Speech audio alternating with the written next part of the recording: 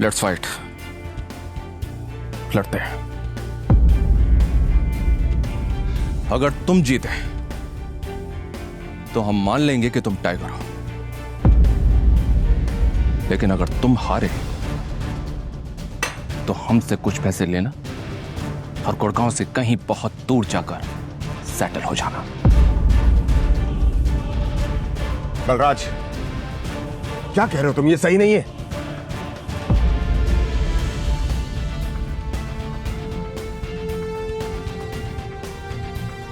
Let's fight.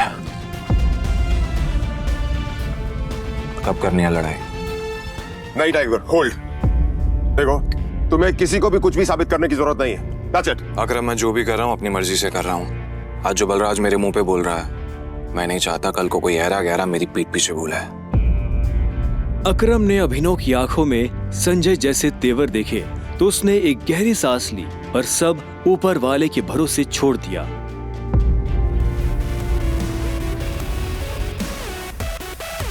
लगभग 1 घंटे के बाद बलराज अभिनव और अकरम के साथ अपनी प्राइवेट एरेना में आ गया था। ये वही एरेना थी जहां पर बलराज अक्सर लड़ाई किया करता था। उस बड़ी सी एरेना में उन तीनों के अलावा और कोई नहीं था।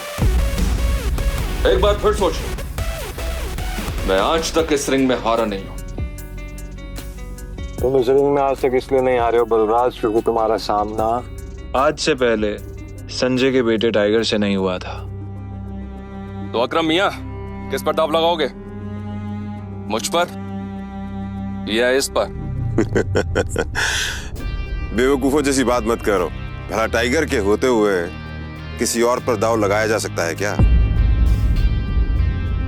सोच लो, बहुत बुरी तरह पछताओ।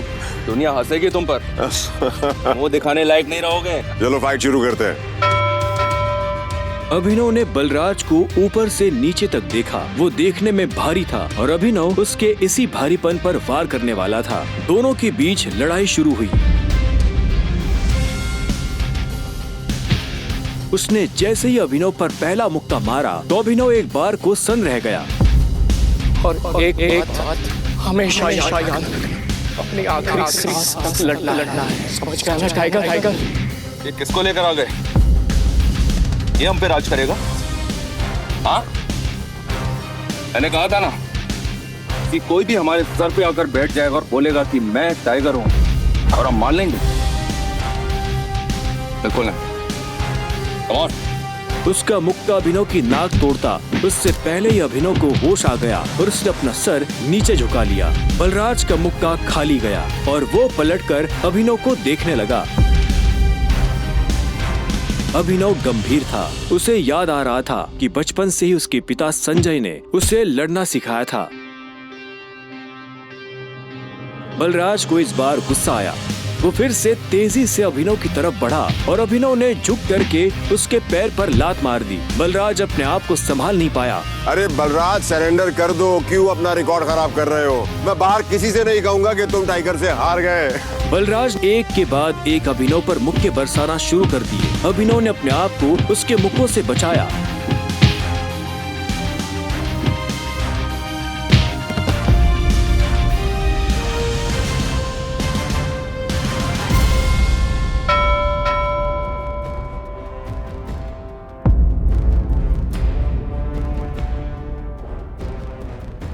अभिनव ने बलराज को छोड़ा और चुपचाप रिंग के कोने में जाकर खड़ा हो गया। बलराज ने मुश्किल से अपने भारी भरकम शरीर को उठाया और दर्द में कराहते हुए बोला, अकरम, मैं जानता तो बहुत खुश हो गया आज। बलराज की कमर में मोच आई थी और उसने हंसते हुए अभिनव से कहा, कहां से सीखा ये सब?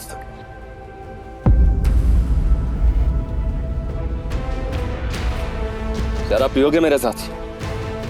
आज की पार्टी मेरी तरफ से। बलराज, ऐसे नहीं कहते, ऐसे कहते हैं कि टाइगर जी, क्या आप मेरे साथ शराब पिएंगे, पार्टी करेंगे? इस तरह। टाइगर जी, क्या आप आज मेरे साथ शराब पीना पसंद करेंगे? पार्टी करेंगे? हाँ? ओके? राइट। क्यों नहीं?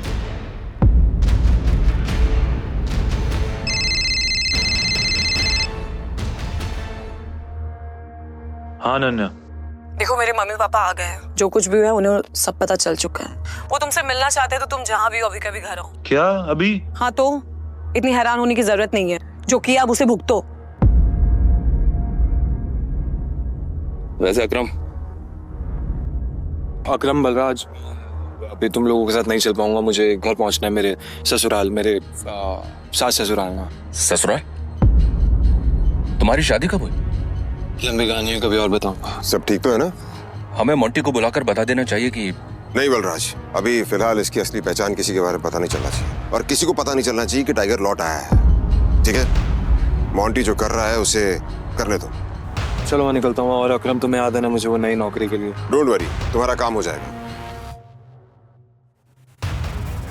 ये सुन अभिनव ने अकरम और बलराज से हाथ मिलाया और वो बाहर आ गया।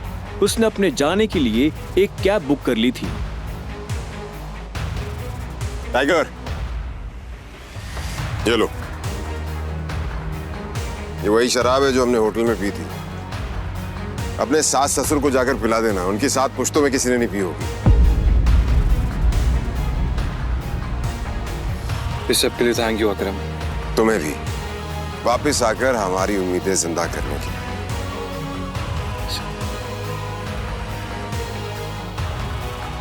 अब आजा कि अंदर रिंग में ही रहेगा। कुछ देर के बाद गाड़ी अनन्या के घर के बाहर आकर रुकी। अभिनव नीचे उतरा और गहरी सांसें लेते हुए घर के अंदर पहुंच गया।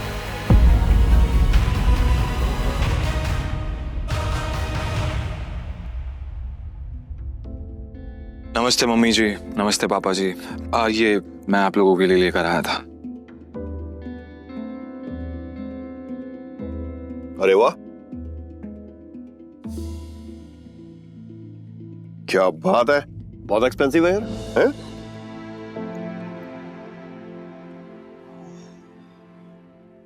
क्या खुशबू है, देख।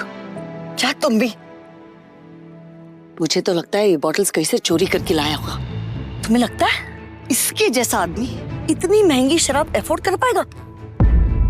और तुम ये सब क्यों लाए हो यहाँ पे? हमारे बेटे के साथ जबरदस्ती करने के बाद हमें रिश्वत देना चाहते हो तुम? वो भी चोरी की हुई शराब? सॉरी, लेकिन ना ही मैंने किसी के साथ जबरदस्ती की और ना ही कोई चोरी की है। अच्छा, तो फिर मेरे बेटे के साथ तुम्हारा भूत आया हुआ था? तुम ये सब इसलिए कर रहे हो ना ताकि तुम मेरे बेटे की जायदाद हड़प कर सको? तुमने कहा तुम और कहा मेरी बेटी। अभिनव को ऐसा लगा जैसे उसके सीने में किसी ने छुरा घोंप दिया हो। कोई भी उसकी बात सुनने को राजी ही नहीं था। हाँ, ये बात ठीक है कि वो अनन्या के साथ उसने ये सब जानबूझकर नहीं किया था। उसे खुद नहीं पता था कि वो अनन्या के कमरे में कैसे पहुंच गया। अगर उसे पहले से ये सब पता होता तो वो कभी ऐसा नहीं करता। पर आखिर में अभिनव ने कोई सफाई नहीं दी। उसे पता था कि कोई फायदा नहीं होगा। गूंगे हो? मुंह में जुबान नहीं है तुम्हारे? शर्मिला, बैठ। अभिनव, बैठ जाओ। शर्मिला अभी भी गुस्से में उसे देख रही थी। अभिनव बैठा और राजीव ने आगे कहा, तो वहाँ जो कुछ भी हुआ है हमें उसके बारे में सब कुछ पता है, और अनन्या को भी ये मालूम नहीं है कि उसके साथ कैसे हुआ है। लेकिन मुझे ऐसा लगता है कि वहाँ पे कोई बहुत बड़ी गड़बड़ हुई है। चलो, अब जो कुछ भी है, तुम्हारे और अनन्या का रिश्ता तो बदल नहीं सकते। वैसे भी जो कुछ हुआ उसका उसे मलाल नहीं था। अगर वो अनन्या से नहीं मिलता तो वो अकरम से कभी नहीं मिल पाता। साथ ही वो बाहर की दुनिया में अनन्या का नाम भी खराब नहीं होने देना चाहता था। ऐसे में वो भी नहीं चाहता था कि ये शादी टूटे। तो अभिनव, तुम क्या करते हो? मैं एक डिलीवरी बॉय का काम करता था और आज मुझे नौकरी से निकाल दिया गया। उसके ये शब्द किसी बॉम्ब की तरह उन दोनों पर गिरे। इससे पहले कि शर्मिला कुछ कहती, राजीव ने कहा, अभिनव, तुम्हें जल्द से जल्द नौकरी ढूंढनी पड़ेगी, और वो भी अच्छी वाली। तभी तुम मेरी बेटी के साथ लीगली शादी कर सकते हो। चलो, अब तुम जा सकते हो। अभिनव उठा और बाहर निकलने लगा। इतने में शर्मिला के गुस्से में और एक उबाल आया और वो अभिनव के पीठ पीछे बोली, देखा कितना ढीठ है ये? ओवर कॉन्फिडेंस तो देखो इसका। जेब में 10 रुपए नहीं है और चल ऐसे रहा है जैसे जंगल का टाइगर हो। राजू, तुम्हें लगता है इस जैसे ली कोई नौकरी पे रखेगा? रखेगा नहीं, रखेंगे। मेरे लिए काम की कमी नहीं है। सुना तुमने? राजीव भी अभिनव की बात सुन हैरान हो गया। इतने में अभिनव शर्मिला के पास आया और बोला, अगर मुझे एक अच्छी नौकरी मिल गई तो क्या आप मुझे ये साबित करने का मौका देंगी कि मैं अनन्या से शादी करने के लायक हूँ? सी व्हाट कॉन्फिडेंस है। अरे भाड़ में जाए ऐसा कॉन्फिडेंस। और तो नौकरी का मतलब ये नहीं है कि कल के तुम किसी पार्किंग लॉट में जाके बैठो और लोगों की गाड़ियों की रसीद पढ़ो। मेरा मतलब है नौकरी जैसी नौकरी, असली नौकरी, सही वाली नौकरी। और अगर कल तक तुम्हें ऐसी नौकरी मिल जाती है ना, तो तुमने जो कुछ भी अभी कहा उसके बारे में एक बार सोच सकती हो। शर्मिला से ये सुनते ही अभिनव के चेहरे पर बड़ी सी मुस्कान आ गई। शर्मिला को नहीं पता था कि अभिनव कौन है और उसके पीछे किसका हाथ है। उसने मुस्कुराते हुए हाँ में सिर हिलाया और घर के अंदर जाने लगा। रात बहुत हो चुकी थी और उसे पता था कि इस वक्त वो अपने घर नहीं जा सकता था। उसने सोचा था कि वो अनन्या के कमरे में जाकर सो जाएगा। वैसे भी अब दोनों पति पत्नी थे। ऐसे में अभिनव जैसे तैसे उस बड़े से घर में अनन्या के कमरे के बाहर पहुंच चुका था। क्या है? रात बहुत हो गई, मैं अपने घर नहीं जा सकता, मुझे सोने के लिए जगह चाहिए। तो क्या, तुमने मुझे अपने मम्मी पापा से मिलने के लिए बुलाया था ना, तो तुम ही जगह दो सोने की। हेलो, तुम्हें क्या लगता है मैं फिर से तुम्हें अपने कमरे में आने दूंगी? तो मैं और कहाँ जाऊंगा? मुझे नहीं पता, जो करना करो, बट पैरोटा वरना मैं तोड़ दूंगी। अभिनव पहले तो नहीं डरा, पर जब दरवाजा उसके पैर को छूने ही वाला था कि उसने अपना पैर पीछे खींच लिया। अनन्या ने दरवाजा बंद किया और दूसरी तरफ से चिल्लाते हुए बोली, नौकरों की जगह ना मालिकों के कमरों में नहीं, घरों के स्टोर रूम्स में होती है। ये सुनते ही अभिनव को बुरा लगा, पर वो कर भी क्या सकता था। उसने बस बंद दरवाजे को देखा और हताशा से अपना सिर हिलाने लगा। अब आगे क्या होने वाला था? कहाँ सोने वाला था अभिनव? और क्या उसे इस घर में कभी इज्जत मिल पाएगी? और क्या होगा जब अनन्या के घर वालों को अभिनव की असली पहचान के बारे में पता चलेगा? आगे की कहानी जानने के लिए देखें अगला एपिसोड सिर्फ पॉकेट FM के YouTube चैनल पर, और द रिटर्न ऑफ टाइगर के सारे एपिसोड्स को सुनने के लिए डिस्क्रिप्शन में दी लिंक से डाउनलोड करें पॉकेट FM ऐप।